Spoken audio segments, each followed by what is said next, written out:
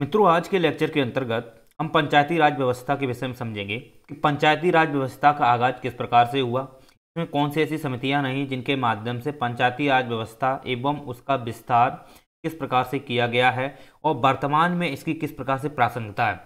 देखिए कि आप जानते हो कि पंचायती राज व्यवस्था है ये आज व्यवस्था जो दिख रही है, ये आज व्यवस्था एक्चुअली में देखी जाए तो इसके पीछे बहुत सारी पृष्ठभूमि देखने को मिलती है। तो सबसे पहले हम एक चीज़ इसमें ये देखने का प्रयास करेंगे कि ब्रिटिश जब व्यवस्था थी तो ब्रिटिश व्यवस्था के तहत आप जानते हो कि बहुत सारे ऐसे व्यवस्थाएं स्थापित की गई थी, वो भले ही पंचायत से संबंधित ना हो, लेकिन कहीं ना कहीं देखी जाए तो जो जिला क्षेत्र में आप देखोगे बड़े बड़े शहरी क्षेत्र होंगे, इसमें उन्होंने बहुत सारे निगम स्थापित किए थे।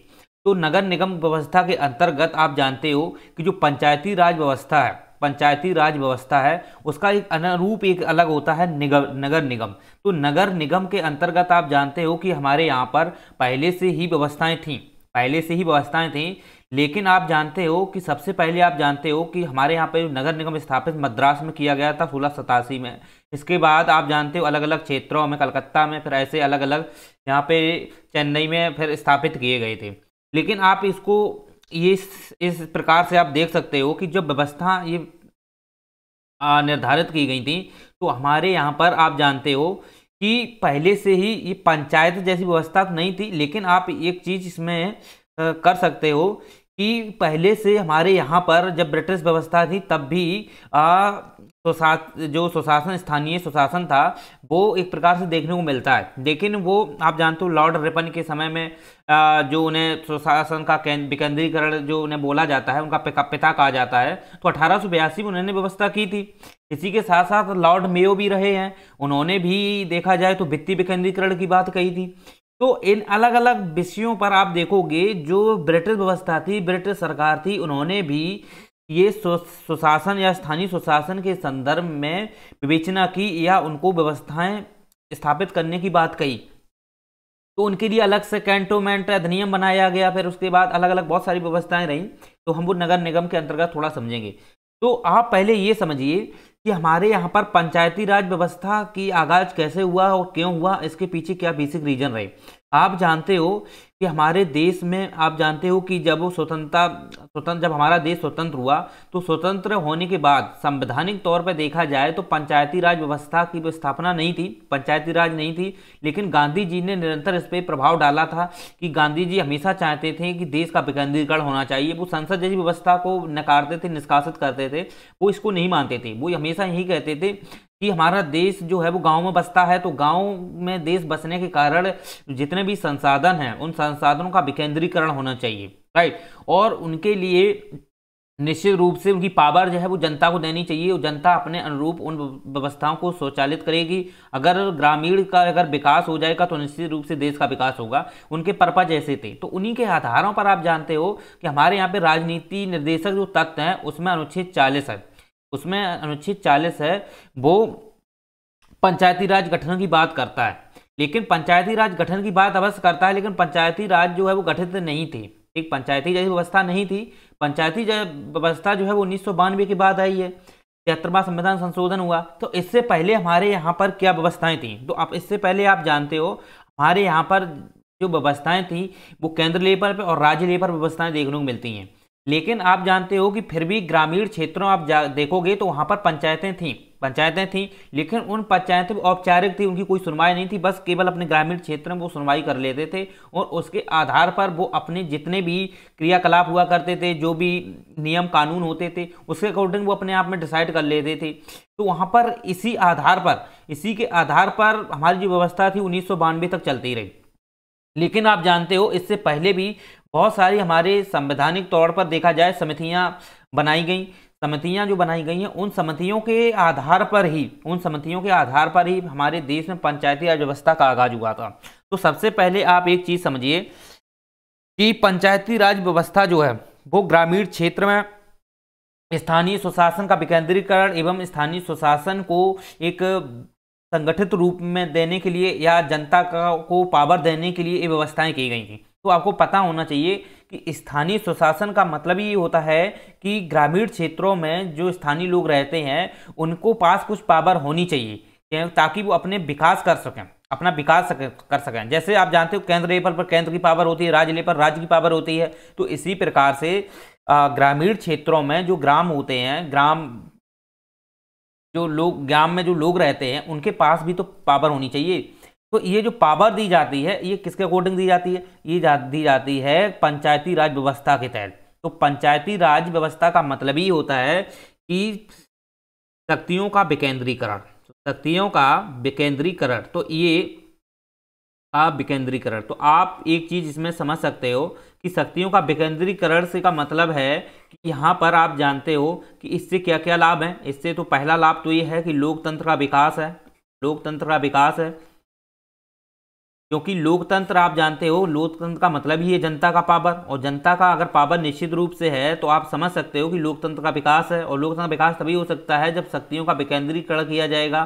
तो इन्हीं के आधारों पर आप जानते हो हमारे देश में स्थानीय सुशासन जो था, स्थानीय सुशासन जो था उस व्यवस्था को आगाज किया गया। और इसके बाद आप जानते हो कि इससे हमारे देश में चाहे आर्थिक संसाधन हो, चाहे राजनीतिक संसाधन हो, या किसी भी अलग अलग क्षेत्रों में जो क्राइटेरिया हैं उनके आधार पर जो व्यवस्थाएं हैं विकेंद्रीकरण स्तर पर उनका विकास किया गया। तो आपको पहले ये पता होना चाहिए कि लोकतंत्र विकास में आप जानते हो जनता का पावर होता है। तो जनता के महत्वपूर्ण मुद्दों को लेकर के जनता के हाथों में पावर देने के उद्देश्य से हमारे देश में क्या हुई, शक्तियों का विकेंद्रीकरण किया गया। और वो शक्तियों का विकेंद्रीकरण जो है वो अलग अलग राज्यों में आप देखने को मिलता है। ठीक है, तो हमारे यहाँ पर भले ही यहाँ पे शक्तियों का विकेंद्रीकरण है, स्थानीय सुशासन है, लेकिन स्थानीय सुशासन में एक आधार नहीं है, सभी में एक समान आधार नहीं है। व्यवस्थाएं जरूर हैं लेकिन सभी में एक समान आधार नहीं है। क्योंकि आप जानते हो कि 1992 में जब हमारे यहाँ पर 73वां संविधान संशोधन आया तो उसके बाद, इससे पहले तो सिफारिशें रही हैं, समितियां रही हैं, समितियों के आधार पर ही तो सिफारिशें हुई। तो उसी के आधार पर तो हमारे यहाँ पर क्या हुआ कि 73वां संविधान संशोधन 1992 आया। तो उसके तहत 11वीं अनुसूची जोड़ी गई, साथ ही साथ भाग 9 ये जोड़ा गया था। तो पहले इसमें आप समझो, एक मिनट, तो पंचायती राज को हम समझते हैं। अब थोड़ा, अभी तक हमने ओवरव्यू समझा था, अब पंचायती राज को स्पष्ट डीपली समझते हैं। पंचायती राज का मतलब है पंचायत के माध्यम से जो राज्य व्यवस्था है वो पंचायत के माध्यम से क्या है परिलक्षित की जाएगी, संचालित की जाएगी। या हम कह सकते हैं कि विकेंद्रीकरण व्यवस्था का आधार जो है वो जनता में बसता है। विकेंद्रीकरण का आधार है वो जनता में बसता है, और जनता जो है इसलिए पावरफुल होती है कि वो अपने नियम कानून कायदे के लिए वो अपने आधार पर जिस प्रकार से किसी व्यक्ति को चुनती है उस अकॉर्डिंग वो उस व्यवस्था को रेगुलेट करेगा, संचालित करेगा। लेकिन वो भले ही नियंत्रण ऊपर की अपर लेवल की किसी संस्था द्वारा होता हो, वो एक अलग मैटर है, लेकिन उसके हाथ में पावर रहेगी। जिस प्रकार से केंद्र में मुख्यमंत्री प्रधानमंत्री होते हैं, राज्य मुख्यमंत्री होते हैं, इसी प्रकार से ग्राम में भी एक ग्राम प्रधान होता है, या हम कह सकते हैं जहाँ पे नगर निगम होते हैं तो वहाँ प्रधान ना होकर के अपना प्रशासक रूप में होता है। तो आप ये चीज़ें समझ सकते हो कि पंचायती राज व्यवस्था जो है इसका आगाज जो था, इसका आगाज होने के क्या कारण थे। तो कारण ये था कि गांधीवादी सिद्धांत के आधार पर व्यवस्थाओं की पुष्टि करना था। दूसरी बात है हमारे देश में लोकतंत्र व्यवस्था है तो लोकतंत्र व्यवस्था को बनाए रखना था। साथ ही साथ शक्तियों का विकेंद्रीकरण करना था, शक्तियों का विकेंद्रीकरण। इसके बाद आप जानते हो जनता जो है, जनता का मतलब क्या होता है कि जनता ज़्यादा विस्फोटित होती है। तो इसके आधार पर अगर निश्चित रूप से शक्तियों का विकेंद्रीकरण होगा तो इससे हमारी पंचायती व्यवस्थाएं रहेंगी या लोकतांत्रिक व्यवस्था रहेगी वो ठोस होगी, और वो इससे क्या है कि हमारा जो देश का विकास होगा वो सुनिश्चित होगा। तो आप जानते हो इसके लिए सरकार क्या है निरंतर इसके विकास के लिए अपना भी अनुदान देती है, राज्य भी अनुदान देती है, या बहुत सारे ऐसे टैक्सेशन होते हैं जो राज्य विधानमंडल द्वारा लगाए जाते हैं, अलग अलग चुंगी कर है, मार्ग कर है, ऐसे जो लगाए जाते हैं तो वो भी अनुदान के रूप में इन्हें पंचायतों को देते हैं ताकि वो अपना विकास कर सकें। ठीक है, तो आप जानते हो कि अलग अलग जो मार्ग कर लगाए जाते हैं, चुंगी कर लगाए जाते हैं, ऐसे जो कर हैं वो किस लिए लगाए जाते हैं? इसीलिए लगाए जाते हैं पंचायती राज्यों के लिए, पंचायत का विकास करने के लिए। ओके, तो उनसे अनुदान जो मिलता है वो पंचायतों को दिया जाता है। इस प्रकार से आप जानते हो कि इसमें गवर्नमेंट भी, केंद्र सरकार भी अपना अनुदान देती है, राज्य सरकार भी देती है। वैसे ही राज्य सरकार के होते अधीन ही है, पूर्ण रूप से राज्य सरकार के ही अधीन होते हैं, क्योंकि इससे संबंधित जो व्यवस्थाएं होती हैं वो व्यवस्थाएं जो है राज्य सरकार ही बनाती है, राइट, राज्य सरकार ही बनाती है। लेकिन आप जानते हो अनुदान संबंधी जो व्यवस्थाएं होती हैं वो केंद्र सरकार भी इसमें प्रोवाइड कराती है। तो आप ये चीजें समझ सकते हो कि पंचायती राज जो है इसके पीछे गठन करने के क्या रीजन थे। तो मैंने आपको बता दिया है कि जनता का ज़्यादा से ज़्यादा, जनता को पावरफुल बनाना था, जनता और गांधीवादी सिद्धांत का व्यवस्थाओं करना था, लोकतंत्र का विकास करना था, शक्तियों का विकेंद्रीकरण करना था, इसी के साथ साथ जो है आर्थिक संसाधनों का वितरण करना था। इनके आधार पर हम जानते हैं कि हमारे यहाँ पर पंचायती राज गठन का आगाज हुआ और इसके पीछे आप जानते हो बहुत सारी समितियाँ गठित की गई। ऐसा है कि अधिनियम से भले ही ये प्रोविजन इसमें दिए गए, अधिनियम के माध्यम से भले ही इसमें जो व्यवस्थाएं दी गई वो संचालित होती हैं, लेकिन अधिनियम को ऐसे नहीं बनाते हैं, उसके पीछे कोई एक समिति गठित करते हैं कि हाँ, कि समिति की सिफारिशें क्या होनी चाहिए, कि ये सिफारिशें हैं, उनकी सिफारिशों की छाटा भी नहीं करना है। तो ये जो संसदीय समितियाँ होती हैं, इन समितियों में आप जानते हो कि जो भी मंत्री होते हैं वो अपनी समितियों के माध्यम से उसकी जाँच पड़ताल करते हैं। उसके बाद क्या होता है कि जो स्थायी समितियां होती हैं उनके माध्यम से व्यवस्था की जाती है। ठीक, तो आप पहले यहां समझो कि इसके लिए आप जानते हो पहली जो समिति आई थी बलवंत राय समता, बलवंत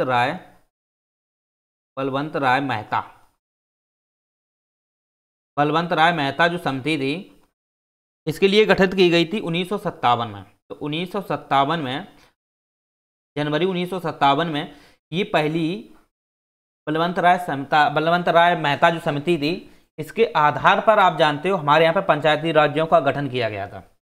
इसने बहुत सारी अपनी सिफारिशें दी थी, बहुत सारी सिफारिशें दी, लेकिन कुछ ऐसी सिफारिशें थी जो प्रमुख थी, उनको माना गया है।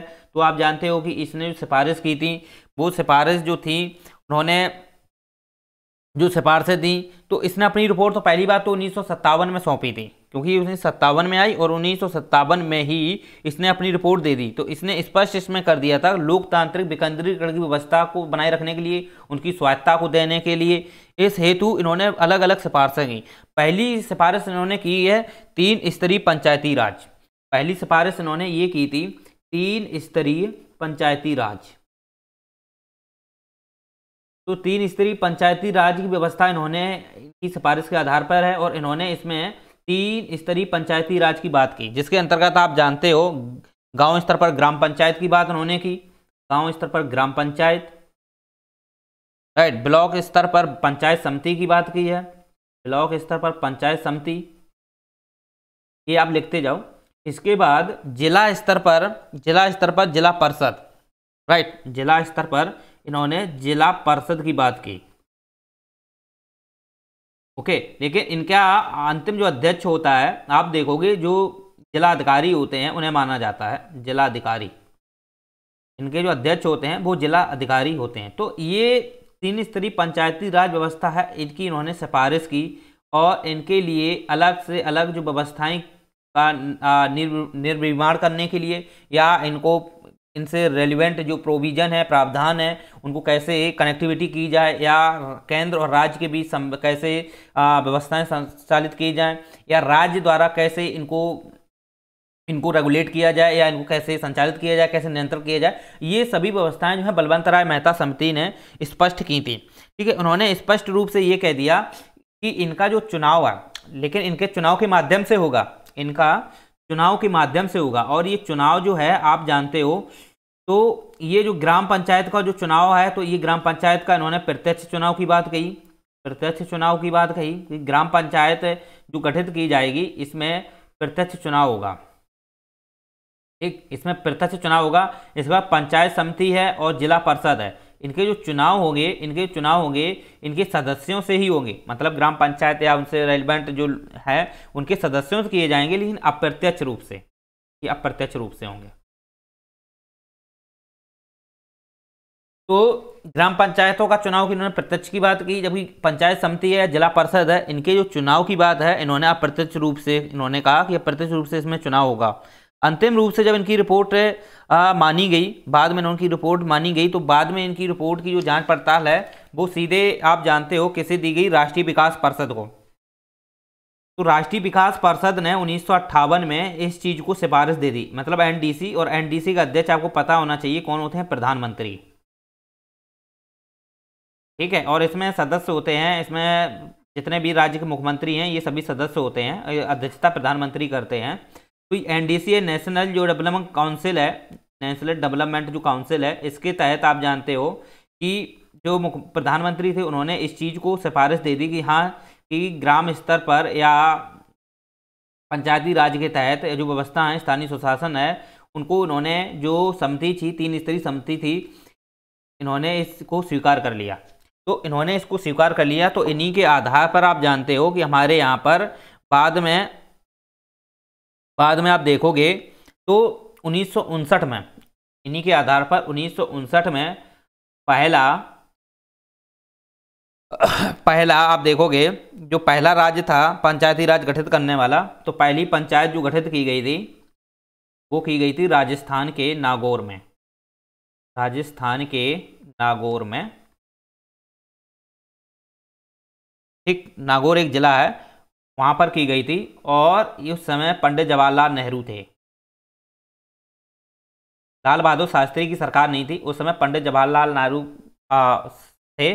तो उस समय जवाहरलाल नेहरू के समय में ही ये पंचायती राज से संबंधित एक राज्य है, जैसे राजस्थान है, वहाँ पे पंचायत का पहला पंचायत जो गठित की गई थी 1959 में की गई थी। इसके बाद 1960 में ही तमिलनाडु में भी व्यवस्था गठित की गई, राइट। तो 1960 में तमिलनाडु ने भी अपनाई, फिर ऐसे अलग अलग राज्यों में ये धीरे धीरे क्या है, विस्तृत होती गई, तो फिर इसे समस्त राज्यों में ये विस्तृत हो गई।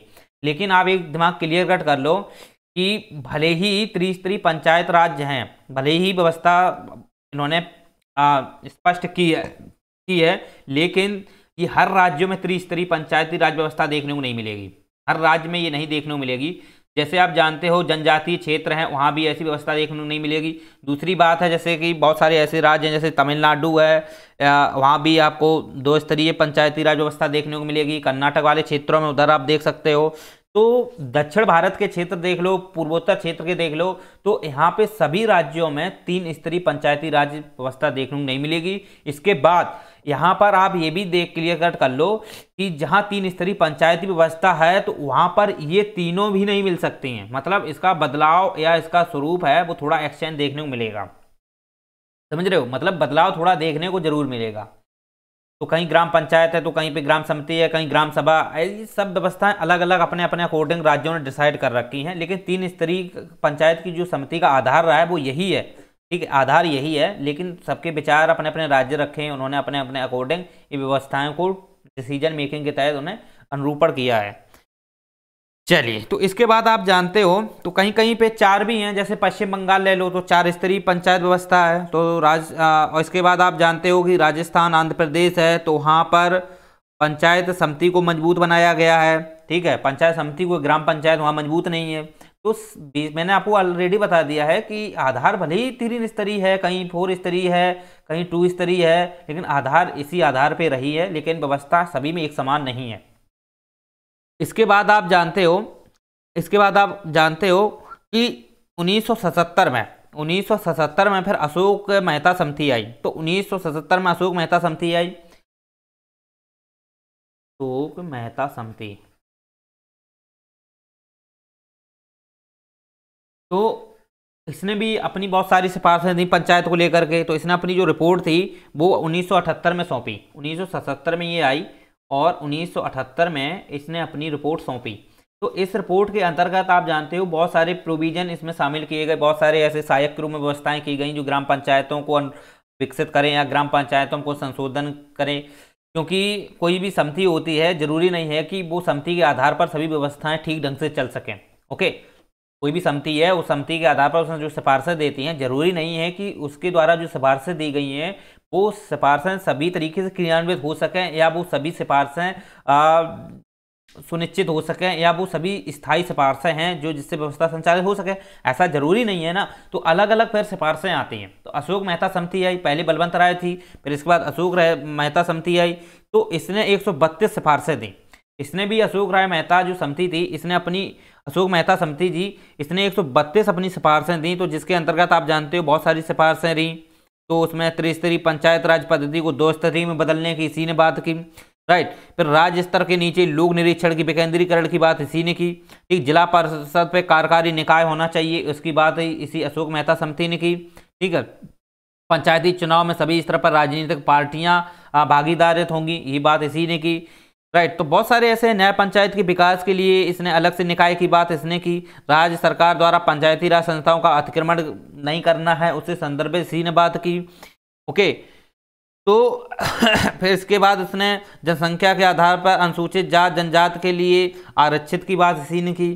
तो बहुत सारे इसकी व्यवस्थाएं मतलब इसने बात की, लेकिन इसके भी कुछ प्रमाण माने गए। इसने जो समिति इसने भी अपनी जो रिपोर्ट दी थी, तो रिपोर्ट तो आपको पता ही है केंद्र को दी गई। तो फिर उसमें आप जानते हो कि इसके भी कुछ जो परामर्श थे या कुछ इसने विषय जो शामिल किए थे उनको माना गया था। लेकिन एक बात क्लियर कट कर लेना कि इस समय जब इसने अपनी रिपोर्ट दी थी, तो उस समय जनता पार्टी आ गई थी और जो समिति थी तो उसका कार्यकाल खत्म हो गया था, ठीक। अंतिम रूप से मतलब देना पड़ता है 5 साल तक, जब तक सरकार रहती तब तक समिति का कार्यकाल रहता है। तो जब सरकार गिर गई तो उस समय सरकार खत्म हो गई इंदिरा गांधी की, तो फिर जनता पार्टी आ गई। तो अशोक राय मेहता जो समिति थी, तो इसने 1977 में 1978 में सरकार आ गई थी। तो 1900 फिर इसकी सिफारिश जो थी, तो कुछ राज्यों में इसकी मान्य हो पाई, कुछ राज्यों में नहीं हो पाई। तो आप ये चीज़ समझ लीजिए कि कुछ राज्य ऐसे थे जहाँ पे इसकी व्यवस्था की गई है, जैसे कि कर्नाटक राज्य ले लो, पश्चिम बंगाल ले लो और आंध्र प्रदेश ले लो, ठीक है। तो अशोक मेहता समिति थी, इसकी कुछ व्यवस्थाएं जो थी, वैसे तो 1978 में मोरारजी देसाई की सरकार आ गई थी, तो इसका कार्यकाल समाप्त हो गया था, क्योंकि सरकार गिरते ही इनका कार्यकाल समाप्त हो जाता है, ठीक। तो इसकी कुछ जो सिफारिशें थी वो कर्नाटक में लागू हुई, इसके बाद आंध्र प्रदेश है वहाँ लागू की गई, साथ ही साथ आप देखोगे पश्चिम बंगाल। तो ये जो 3 राज्य थे, इन 3 राज्यों में जो अशोक मेहता समिति थी, उनकी व्यवस्थाओं को थोड़ा जागरूक बनाया गया, इसमें शामिल किए गए, ठीक है।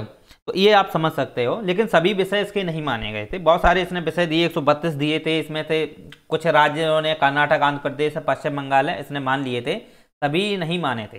जरूरी नहीं है कि सभी पर एक समान आधार होना चाहिए, क्योंकि आप जानते हो कि राज्यों को ये पावर दी गई है कि अगर वो अपने अकॉर्डिंग कुछ भी व्यवस्थाएं डिसाइड कर सकते हैं। जैसे पूर्वोत्तर राज्य ऐसे हैं जहाँ पर जनजाति है, अनुसूचित जनजाति क्षेत्र है। अभी हम पेशा अधिनियम पढ़ाएंगे। पेशा अधिनियम आज जो है ना, वो ग्राम पंचायत या त्रिस्तरीय पंचायतों को लेकर के थोड़ा प्रतिबंधित करता है, ठीक है। वो कुछ क्षेत्रों को लेकर करता है, वो आपको क्लियर कट करेंगे, और विस्तारित भी करता है, लेकिन वो कुछ संशोधन के माध्यम से करता है, उसको हम समझते हैं।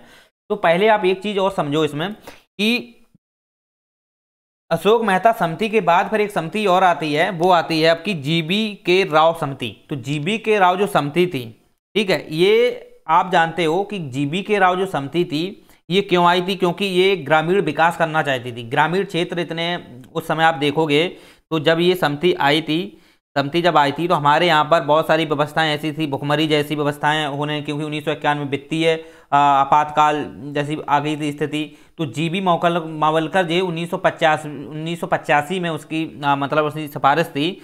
तो उस समय हमारे यहाँ पर बहुत ज़्यादा से ज़्यादा आप जानते हो कि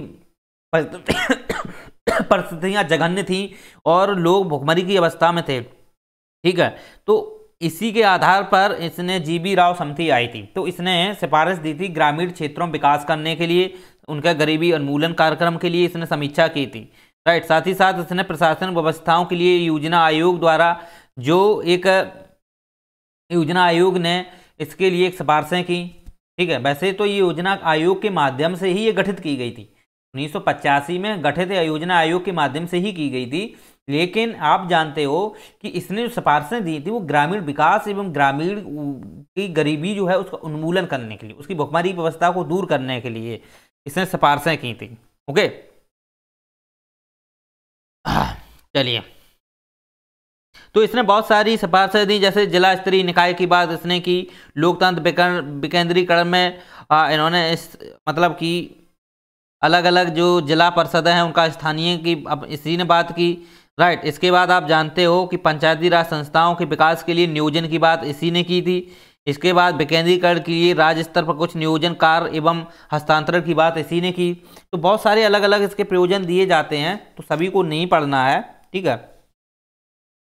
चलिए, तो इसके बाद आप जानते हो कि फिर क्या होता है कि इसके बाद एक एलएम सिंघवी समिति भी आती है। तो इन समितियां का कोई इंपॉर्टेंट ज़्यादा रोल है नहीं, बस उनको सिफारिशें इसने दी और सिफारिशों के आधार पर ही ये गठित की गई थी। तो एलएम सिंघवी समिति 1986 में गठित की गई थी एलएम सिंघवी की अध्यक्षता में। तो इसने राजीव गांधी जी ने सरकार लोकतंत्र विकास के लिए पंचायती राज का पुनरुद्धार की बात की थी। तो एलएम सिंघवी समिति जो थी ये किस वजह से आई थी? ये इसलिए आई थी कि हमारे यहाँ पर उस समय राजीव गांधी की सरकार आ गई थी। 1984 के बाद इंदिरा गांधी की मृत्यु हो गई थी। तो फिर राजीव गांधी जब सरकार आई तो उसने जो एलएम सिंघवी समिति थी तो उसमें इन्होंने लोकतंत्र और विकास के लिए पंचायती राज संस्थाओं का पुनरुद्धार की बात की थी। यानी कि लोकतंत्र और पंचायती राज्यों की संस्थाएं जो हैं उनका पुनरुद्धार होना चाहिए, मतलब कि पहले से ही जो व्यवस्थाएं जो की गई थी उनका पुनरुद्धार होना चाहिए। किसी परिस्थिति बस वो अपने आप को नहीं विकसित कर पा रही हैं या ऐसा रोल प्ले नहीं कर पा रही हैं, जिसकी वजह से यहाँ पर समिति का गठित किया गया। और इस समिति ने सीधा सीधा यही कहा कि जितनी भी पंचायतें हैं, इनकी संस्थाएं हैं, उनका पुनरुद्धार होना चाहिए ताकि लोकतंत्र का विकास किया जा सके। इस आधार पर इसको गठित किया गया था। इसके बाद थुंगन समिति भी आती है। थुंगन समिति आप जानते हो तो 1988 में आती है। तो इसने संसद की सलाहकार समिति के रूप में भी इसे जानते हैं। तो इसने बहुत सारी व्यवस्थाएं दी। इसने स्पष्ट सुझाव दिए अपने कि पंचायती राज संस्थाओं के लिए संवैधानिक मान्यता की बात इसने की। यानी कि पंचायती जो राज्य है वो हमारे देश में संवैधानिक दृष्टिकोण से नहीं है, क्योंकि इसे बाद में कानून के माध्यम से जोड़ा गया है। लेकिन ये संविधान में भले ही अनुच्छेद 40 ये कहता है राज्य मतलब पंचायतों का गठन की बात करता है, लेकिन आप जानते हो कि वो हमारे देश में एक अनुराज्य नीति निर्देशक तत्व में जरूर है, लेकिन संवैधानिक तौर पर पंचायती राज व्यवस्था नहीं थी, राइट। तो फिर ये जो समिति थी थुंगन समिति, तो इसने पंचायती राज संस्थाओं को संवैधानिक मान्यता देने की बात की थी कि जितनी पंचायती राज संस्थाएं हैं इनको संवैधानिक मान्यता दी जाए, यानी कि संविधान के दृष्टिकोण से देखा जाए। साथ ही साथ गांव में और जो जिला स्तर में है उसमें पंचायती राज व्यवस्था होनी चाहिए, इसमें बात उन्होंने संवैधानिक मान्यता देने की बात की। इसके बाद पंचायती राज संस्थाओं को 5 वर्ष का निश्चित कार्यकाल होना चाहिए, तो इसने ही बात की थी, राइट। फिर इसके बाद आप जानते हो कि पंचायती राज में केंद्रित विषयों की इन्होंने ही बात की। इसका पंचायती राज के जो जनसंख्या के हिसाब से आरक्षण की बात है, महिलाओं के लिए आरक्षण की बात है, इसी ने ही बात की थी।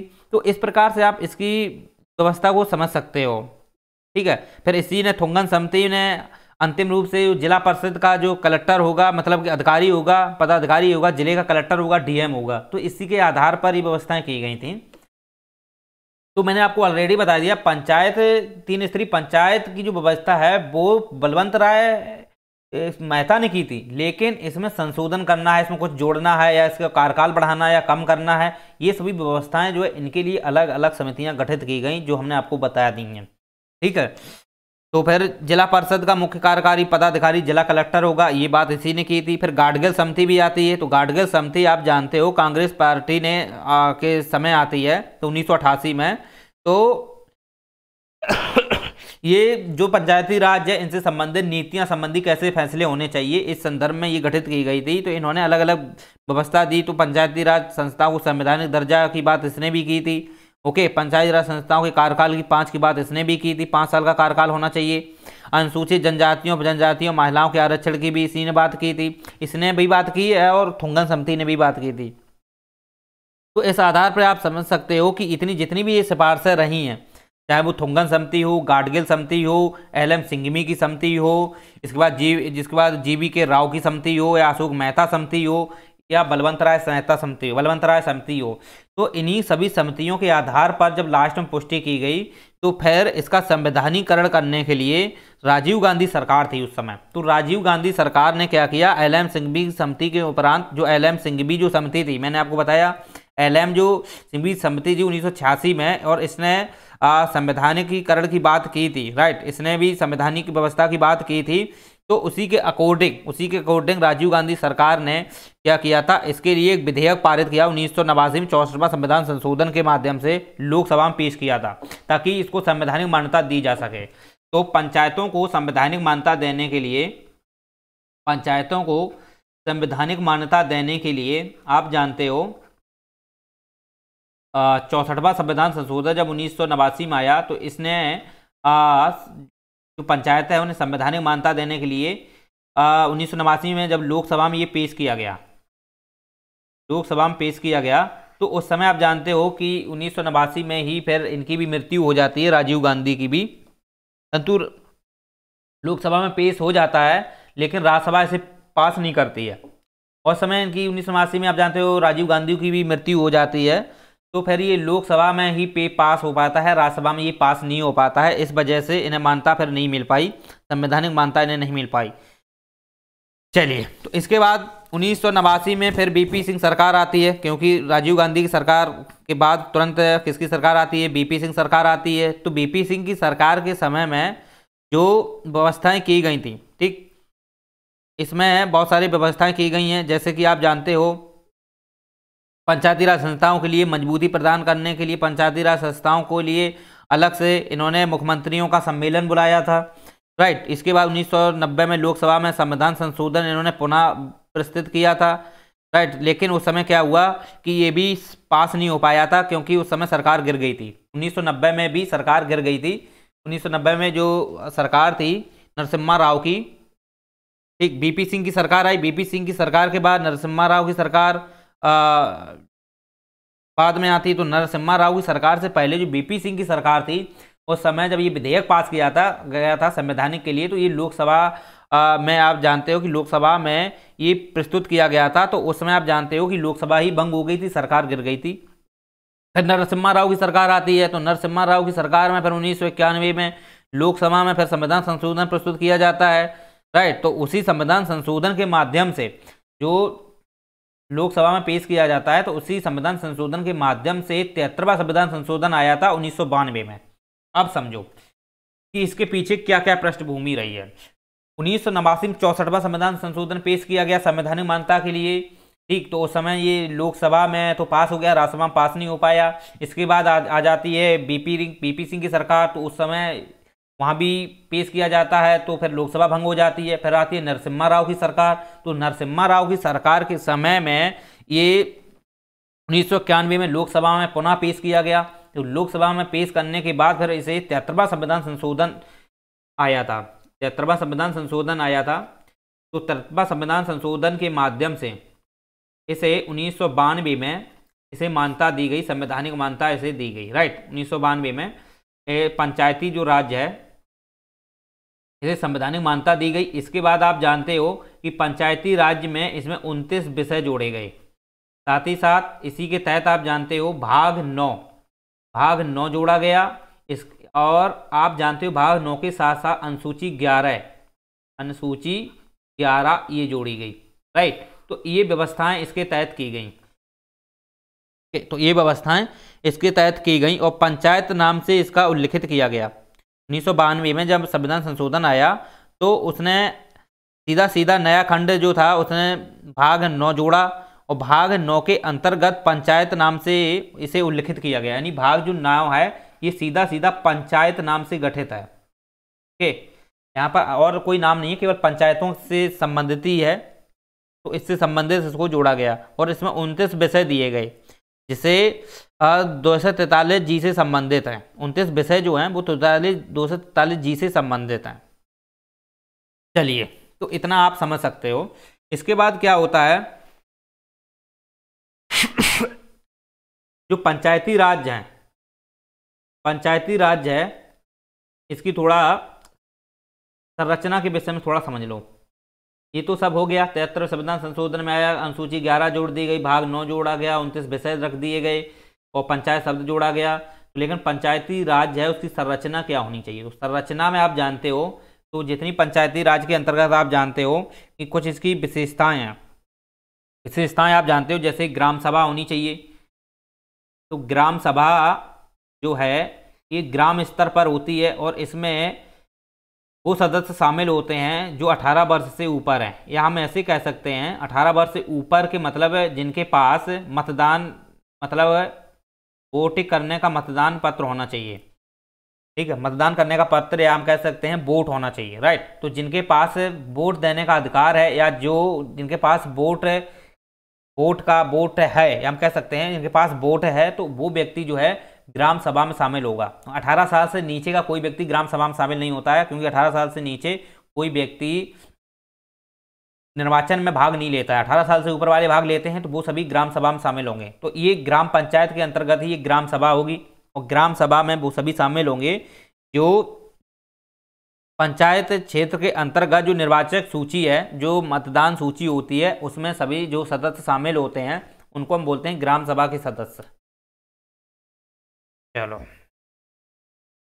तो ऐसे आप समझ सकते हो। इसके बाद आप जानते हो कि ये जो ग्राम सभा होती है, ग्राम सभा होती है, ये जो अपनी शक्तियों का जो प्रयोग करती है, ये अपनी शक्तियों का जो प्रयोग करती है, ये शक्तियां आप जानते हो राज्य के विधानमंडल द्वारा निर्धारित की जाती हैं। यानी कि ग्राम सभा के तहत जो शक्तियां प्रयोग प्रदान करता है, तो वो ग्राम मंडल द्वारा दिशा निर्देश दिए जाते हैं। जो राज्य का विधानमंडल है उसके माध्यम से इसे दिशा निर्देश दिए जाते हैं, रूल दिए जाते हैं। ठीक है, उनको ये क्या करती है, निष्पादित करती है, उन शक्तियों का ये निष्पादित करती है ग्राम सभा। और आप जानते हो कि ग्राम सभा के जो ऊपरी क्षेत्र होता है उसे बोलते हैं त्रिस्तरीय प्रणाली। तो त्रिस्तरीय प्रणाली है वो उसी के अंडर में आ जाता है ग्राम सभा। तो त्रिस्तरीय प्रणाली जैसे आप जानते हो जो सभी राज्यों में त्रिस्तरीय प्रणाली है, सभी राज्यों में त्रिस्तरीय प्रणाली है, तो उसी के अंतर्गत ग्राम पंचायत होती है, उसी की ग्राम सभा होती है, राइट। तो इस प्रकार से आप समझ सकते हो इसकी कुछ अपनी ये ग्राम सभा है, तो ग्राम सभा की कुछ इसकी विशेषताएं हैं। इसके बाद आप जानते हो कि जो भी सीटें होती हैं, तो सीटें आप जानते हो कि अनुसूचित जात या जनजात हो तो उनके लिए 1/3 सीटें होनी चाहिए। मतलब कि 1/3 का मतलब है कि जिस मतलब जनसंख्या के आधार पर, तो जनसंख्या में अगर आप देखोगे SC ST वर्ग के लोग अगर जिस ग्राम पंचायत में 1/3 हैं, तो वहाँ पर उन्हें भी सीटों की आरक्षण की व्यवस्था की गई है। महिलाओं के लिए आरक्षण की व्यवस्था की गई है, राइट। चलिए, तो महिलाओं के लिए भी आरक्षण की व्यवस्था की गई है, और तो 1/3 होना चाहिए, बस ये आप दिमाग में क्लियर कट कर लीजिए। इसके बाद कार्यकाल आप जानते हो, तो कार्यकाल जो है इसका 5 वर्ष डिसाइड किया गया है। तो ग्राम पंचायतें जो होती हैं उनके जो प्रधान होते हैं उनका जो कार्यकाल है वो 5 वर्ष डिसाइड किया गया है। और आप एक दिमाग में क्लियर कट कर लो, इनकी जो एज होनी चाहिए 21+ होनी चाहिए, राइट। 21+ होनी चाहिए, तभी प्रधान बन सकते हैं। तो प्रधान जो है इनका जो कार्यकाल है 5 वर्ष होना चाहिए, और 5 वर्ष से पहले भी ये भंग की जा सकती हैं। 5 वर्ष से पहले भी ये भंग की जा सकती हैं। लेकिन आप जानते हो कि कोई भी पंचायत अगर भंग हो जाती है, राइट, अगर कोई पंचायत भंग हो जाती है, तो वो भंग होने के बाद क्या होता है कि उसे 6 माह के अंदर अंदर चुनाव कराने होते हैं। क्योंकि 5 साल अगर पूर्ण, जिनका कार्यकाल 5 साल पूर्ण हो जाता है, तो वो पंचायत भंग हो गई, तो उसे 6 माह के अंदर अंदर नए चुनाव होते हैं, राइट। 6 माह के अंदर नए नए चुनाव होते हैं। अब बात ये आती है कि अगर 5 साल से पहले भी अगर ये भंग हो जाती है, तो क्या नए चुनाव होते हैं? नहीं, तो नए चुनाव नहीं होते हैं। बस दिमाग में क्लियर कट कर लेना कि उस समय एक अस्थाई पंचायत गठित की जाती है। अस्थाई पंचायत गठित की जाती है, वो शेष कार्यकाल के लिए रहती है। अस्थाई पंचायत गठित की जाएगी और वो शेष कार्यकाल की रहेगी, क्योंकि शेष कार्यकाल जो रहता है, ओके, शेष कार्यकाल जो रहता है उस समय के लिए रहती है। तो आप ये चीज़ें समझ सकते हो कि पंचायत जो जैसे 5 वर्ष का कार्यकाल होता है, तो 5 वर्ष से पहले अगर वो भंग हो जाती है, या ठीक है, हो सकता है भंग हो जाती है, बहुत सारी परिस्थितियां ऐसी होती हैं भंग हो जाती हैं, या 1/10 सदस्य होते हैं अपनी, मतलब कि टोटल ग्राम पंचायत के, अगर वो जिला मजिस्ट्रेट को अपनी रिपोर्ट दे देते हैं, या ग्राम ब्लॉक है जहाँ पे रिपोर्ट दे देते हैं, तो फिर ग्राम पंचायत जो है वो भंग हो जाती है। तो जब भंग होती है तो तो भंग होने का शेष कार्यकाल तो 5 वर्ष का था, अब 3 साल तक चली, वो भंग हो गई, तो 2 साल कैसे चलेगी? तो 2 साल के लिए नए चुनाव नहीं होते हैं, राइट, नए चुनाव नहीं होते हैं। उसके लिए अस्थायी पंचायत गठित की जाती है, और वो जो काम करेगी वो शेष कार्यकाल के लिए करती रहेगी, ठीक है। अब जरूरी अब उसका प्रधान कौन होगा? तो प्रधान कोई भी वो अपने आधार पर वहां से चयन किया जाता है, चलिए, जनता के समूह से। फिर इसके बाद आप जानते हो कि ये अगर 5 वर्ष पूरे काल हो जाता है तो फिर 6 माह के फिर अंदर अंदर चुनाव होने चाहिए। तो ये सब व्यवस्था है इसके अंतर्गत। तो ऐसे ही आप जानते हो ग्राम पंचायत के बाद जो पंचायत समिति होती है, पंचायत समिति पे सेम व्यवस्था है, फिर ऊपर भी है जिला परिषद पर। तो आप ये, लेकिन बस चुनाव को लेकर थोड़ा अप्रत्यक्ष चुनाव होते हैं, बस चुनाव थोड़ा अप्रत्यक्ष होता है, व्यवस्था सेम इसी प्रकार की है। कार्यकाल उनका भी 5 वर्ष होता है, यहाँ भी अध्यक्ष चुने जाते हैं, उपाध्यक्ष होते हैं। लेकिन कलेक्टर जो होता है वो जिला परिषद का अध्यक्ष या पदाधिकारी सबसे ऊपर माना जाता है, वो सबसे बड़ा माना जाता है। राइट, चलिए, तो इतना आप समझ सकते हो। लेकिन जो इनकी कार्यप्रणाली है, जो दिशा निर्देश इनको दिए जाएंगे, वो राज्य विधानमंडल द्वारा दिए जाते हैं। राइट, जो राज्य विधानमंडल जैसा कानून बनाती है, तो जो कानून बनाती है, जो पंचायतें हैं वो कानून को मानती हैं और कानून को मानते हुए वो उनको फॉलो करती हैं। तो राज्य का विधानमंडल होता है जो भी कानून विषय जैसे भी बनाए पंचायतों के लिए, वो विषय बनाते हैं। ठीक है, चलो। लेकिन केंद्र बनाता है, केंद्र पंचायतों के लिए विशिष्ट कानून नहीं बनाता है। राइट, पंचायतों के लिए अलग से विशिष्ट कानून नहीं बनाता, वो बनाता है संपूर्ण भारत के लिए, संपूर्ण भारत की व्यवस्थाओं के लिए बनाता है। तो जैसे ग्राम ज्योति बीमा योजना, जैसे ग्राम ज्योति है, और बहुत सारी ऐसी योजनाएं हैं सरकार की। ग्राम ज्योति योजना है, ग्राम जीवन योजना है, और ग्रामीण विकास योजना है। बहुत सारी ऐसी योजनाएं हैं जो केंद्र सरकार द्वारा रेगुलेट की जा रही हैं। ठीक है, तो वो सभी समस्त के लिए है ना, समस्त के लिए है। लेकिन मैं पंचायतों में जो व्यवस्थाएं की जाती हैं, जैसे कि सड़क निर्माण करना, नल पंप लगाना, नलकूप लगाना, इसी के साथ साथ आप जानते हो वहाँ पे पाइपलाइन की काम है, नाली व्यवस्था है। ये जो व्यवस्थाएं हैं ये राज्य करता है, राज्य विधानमंडल द्वारा ये प्रस्थापित की जाती हैं, वो आप समझ सकते हो। चलो, तो ये आप समझ सकते हो। इसके बाद हम आपको बताते हैं कि वित्त से संबंधित है। तो वित्त में आप जानते हो कि इसके लिए एक अपना जैसे, हाँ, इसका थोड़ा और चीज़ समझ लो। इनका निर्वाचन कौन करता है? तो इनका निर्वाचन आप जानते हो राज्य निर्वाचन आयोग होता है। तो राज्य निर्वाचन जो आयोग होता है यही करता है। और राज्य निर्वाचन आयोग जो है ये केवल पंचायतों के लिए है, ये केवल पंचायतों के लिए है ओनली।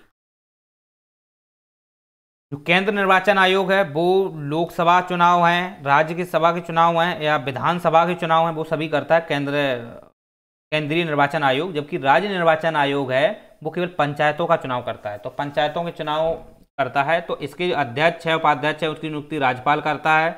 इनके अध्यक्ष उपाध्यक्ष इनकी नियुक्ति राज्यपाल करता है। लेकिन इनके अध्यक्ष उपाध्यक्ष जो हटाए जाते हैं वो उच्च न्यायालय के न्यायाधीश के समान हटाए जाते हैं। उच्च न्यायालय के न्यायाधीश होते हैं, उनके अनुरूप जो व्यवस्था दी गई है, महाभियोग की प्रक्रिया दी है, उसी के आधार पर ही इनको हटाया जाता है। इनके लिए महाभियोग मतलब कह सकते हो कि उन्हीं की कंडीशन पर है। ठीक है, चलिए, तो ये राज्य निर्वाचन आयोग है के विषय में आपने कंप्लीट पढ़ ही लिया है। इसके बाद आप जानते हो कि वित्त से संबंधित जो विवरण है, तो वित्त को आपको पता होना चाहिए कि यहाँ पर जितने भी चुंगी है, शुल्क लगाए जाते हैं उन पंचायतों के लिए, उपयुक्त कर है, उपकर है। राइट, और आप जानते हो मंडी में जो कर लगाए जाते हैं, मंडी कर है, ऐसे बहुत सारे कर हैं। ठीक है, वो उनका जो अनुदान है, उनका जो कर टैक्सेशन है वो राज्यों मतलब इन्हीं पंचायतों के लिए ही दिया जाता है। चलो तो इनके लिए आपको पता होना चाहिए समेकित निधि होती है, तो समेकित निधि के अंतर्गत ये सब टैक्सेशन रखे जाते हैं और उस पर नियंत्रण राज्य का होता है। चलो, तो कोई खास इसमें ज़्यादा है नहीं।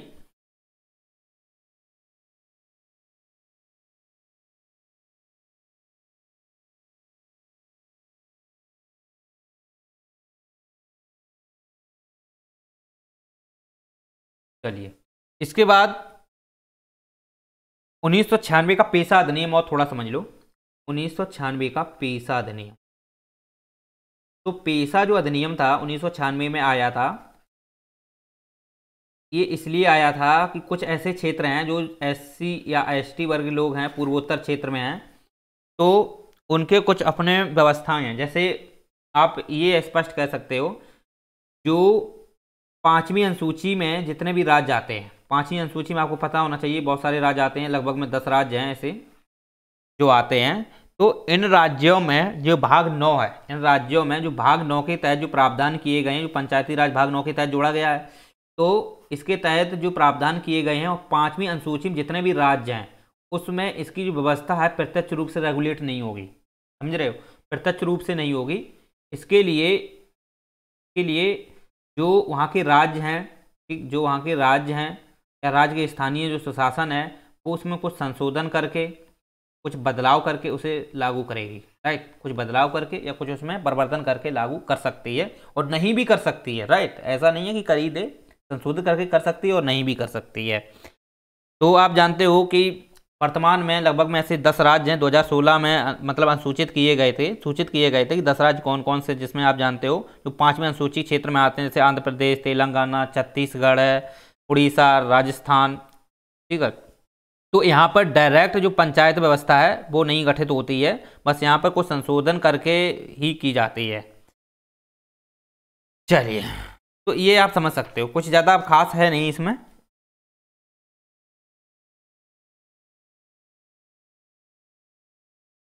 चलो, अगर नगर निगम को थोड़ा अगर जानना हो तो नगर निगम भी थोड़ा समझ लेते हैं। तो नगर निगम आप जानते हो कि जिस प्रकार से ग्रामीण क्षेत्रों में ग्राम पंचायतें होती हैं उसी प्रकार शहर क्षेत्र में नगर निगम होते हैं, नगर पालिकाएं होती है। तो ये व्यवस्था जो है 74वां संविधान संशोधन 1992 में आई, जो 1973 में था वो 1974 में आई। इसके बाद आप जानते हो कि ये जो व्यवस्थाएं हैं कि वहाँ पे बहुत सारी मतलब अलग अलग निर्दिष्ट शहर निर्दिष्टित किए गए हैं, उसमें 8 प्रकार के शहर निर्दिष्ट किए गए थे, जैसे नगर पालिका, नगर परिषद, नगर अनुसूचित क्षेत्र समिति, शहर क्षेत्र समिति, छावनी बोर्ड है, ऐसे मतलब न्याय पत्तन है, पत्तन न्यास हम बोल सकते हैं उसे। तो ऐसे 8 प्रकार दिए गए थे। तो आप यहाँ पर नगर निगम को थोड़ा समझ लो, थोड़ा समझ लो, खैर खास ज़्यादा उसमें नहीं। नगर निगम आप जानते हो पहला नगर निगम तो मद्रास में ही स्थापित किया गया, फिर उसके बाद पश्चिम बंगाल, कोलकाता में उधर स्थापित किए गए थे। तो नगर निगम की व्यवस्था जो है यहाँ पे आप जानते हो कि 74वां संविधान संशोधन लाया गया 1992, राइट, लेकिन समितियाँ वही रहीं, वही समितियों के आधार पर था। तो 74वां संविधान संशोधन 1992 आया और इसमें 9 का भाग जोड़ा गया और इसके बाद भाग 9 का अनुसूची 12, तो वर्तमान 12 अनुसूची है, तो 12वीं अनुसूची यही है, इससे नगर निगम से रिलेवेंट, राइट। तो ये नगर निगम की व्यवस्था की गई और व्यवस्था उसी के समान है, पंचायती राज के ही समान है, बस थोड़ा अंतर बेसिक यही है कि यहाँ पे नगर पंचायतें होती हैं, नगर मतलब वहाँ पे ग्रामीण में पंचायतें होती हैं, ग्राम पंचायत, पंचायत समिति, जिला परिषद। तो इसमें नगर निगम में आप जानते हो कि नगर पंचायत, नगर पालिका, नगर निगम ऐसी व्यवस्थाएं होती हैं। और वैसे उसमें कोई ज़्यादा खास अलग परिवर्तन नहीं है। इसमें विषय की अगर बात की जाए तो इसमें 18 विषय जोड़े गए थे, विषय इसमें 18 थे, ठीक है, 29 विषय से इसमें 18 विषय थे। अगर इसकी संरचना आप देखोगे तो संरचना में आपको पता होना चाहिए कि इसमें वार्डों में बांटा जाता है, ठीक है, ये व्यवस्थाएं जो हैं वार्ड में बांटी जाती हैं, बहुत सारे वार्ड होते हैं। तो अलग अलग वहाँ पे वार्ड देखने को मिलेंगे जो राज्य विधान मंडल द्वारा वहाँ पे निर्धारित किए जाते हैं। और उस वार्ड का जो अध्यक्ष होता है, नगर पालिका का ये अध्यक्ष माना जाता है, जो निर्वाचन द्वारा उसको तय किया जाता है, जो निर्वाचन आयोग होता है राज्य का, उसके माध्यम से उसे तय करते हैं। इसके बाद वार्ड समितियाँ भी होती हैं। तो वार्ड समितियाँ आप जानते हो, वार्ड समितियाँ भी होती हैं, वार्ड होते हैं उनकी अपनी अपनी वार्ड समितियाँ होती हैं। तो इन समितियाँ गठित की जाती हैं, तो इनके माध्यम से व्यवस्थाएं वहाँ रेगुलेट की जाती हैं। आरक्षण की बात है, आरक्षण की ऑलरेडी हमने आपको बताई दी, अनुसूचित और SC ST के लिए वहाँ जनसंख्या के आधार पर है कि वहाँ पर एक जिसमें जहाँ पे जैसे नगर पालिकाएँ हैं तो वहाँ पे जितने भी लोग हैं उनका 1/23 सदस्य है, अगर हैं तो फिर उनको लिए अलग से उन्होंने आरक्षण की व्यवस्था कर रखी है, ठीक, महिलाओं के लिए आरक्षण की व्यवस्था कर रखी है। चलिए, वैसे नियंत्रण जो राज्य विधानमंडल के माध्यम से ही होते हैं और इसका निर्वाचन जो करता है वो राज्य निर्वाचन आयोग करता है। चलो, और कंडीशन सेम है, ठीक, और सभी कंडीशन इसकी भी सेम ही है। चलो,